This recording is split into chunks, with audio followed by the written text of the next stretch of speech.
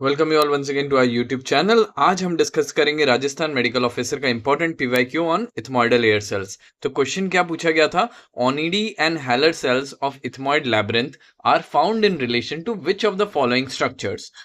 Optic nerve in floor of orbit, optic nerve in nasolacrimal duct, orbital 4 and nasolacrimal duct, optic nerve and internal carotid artery. तो सबसे पहले इस question का जो answer है वो है option number 1 A, which is optic nerve in floor of orbit.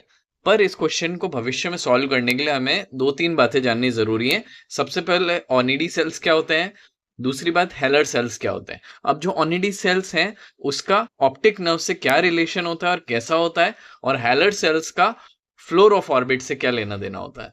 अगर हमें ये चीज पता चल गई तो हमें इसके अप्लाइड सर्जिकल ऑर्थोपेडिक कॉम्प्लिकेशंस भी हमें समझ में आ जाएंगे। चलिए एक एक करके समझते हैं। सबसे पहले ओनिडी सेल्स का डायग्राम देखिए। तो सबसे ऊपर आप ओनिडी सेल्स देख सकते हैं, उसके नीचे ऑप्टिक नर्व देख सकते हैं, उसके नीचे इंटरनल कैरोटिड आर्टरी मिलेगी। सो ओनिडी सेल का लोकेशन क्या है? Obviously it is an ethmoidal air cell, but it is extending supero laterally. अब it is now in close relation with the optic nerve and internal carotid artery sometimes. अगर ये relation हमें पता है तो हमें अप्लाइड एस्पेक्ट कैसे पता चल जाएगा? मान के चलो ओनिडी सेल का साइनोसाइटिस हुआ, इन्फ्लेमेशन हुआ, so it will cause optic neuritis and optic neuropathy leading to the visual loss. अगर हम सर्जरी कर रहे होंगे, हम ओनिडी सेल्स की तरफ जा रहे होंगे फेस सर्जरी में, तो there is a crucial risk of optic nerve injury. अब आते हैं हेलर सेल के ऊपर। हेलर सेल का डायग्राम देखिए।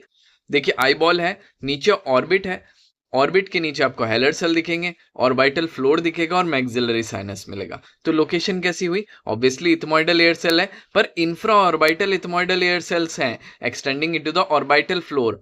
ये नैरो डाउन कर देगा हमारी कैविटी जो ऑस्टियम है इनफंडिबुलम में मैक्सिलरी साइनस का। तो जाहिर सी बात है अगर हेलर सेल्स का इन्फ्लेमेशन हुआ तो वो हमारे मैक्सिलरी साइनस को ऑब्स्ट्रक्ट कर देगा। तो this will in turn cause recurrent chronic maxillary sinusitis and that is the applied aspect of Heller cell। तो डायग्राम हमें याद रखना है, लोकेशन याद रखनी है, प्रॉक्सिमल स्ट्रक्चर्स याद रखने हैं और क्लिनिकल इंपॉर्टेंस याद रखनी है। इस तरीके से ओवरऑल हम इस क्वेश्चन को सॉल्व करेंगे फॉर आवर फ्यूचर एग्जामिनेशन। अब आप वापस से क्वेश्चन पे जाइए और उसको सॉल्व करने की कोशिश कीजिए। आपको अपना आंसर बहुत अच्छे से और बहुत सटीक वे में याद हो जाएगा। हमने और भी पीवाईक्यूज डिस्कस कर रखे हैं, आप वो भी जाके यूट्यूब चैनल पे देख सकते हैं। Till the time all the best for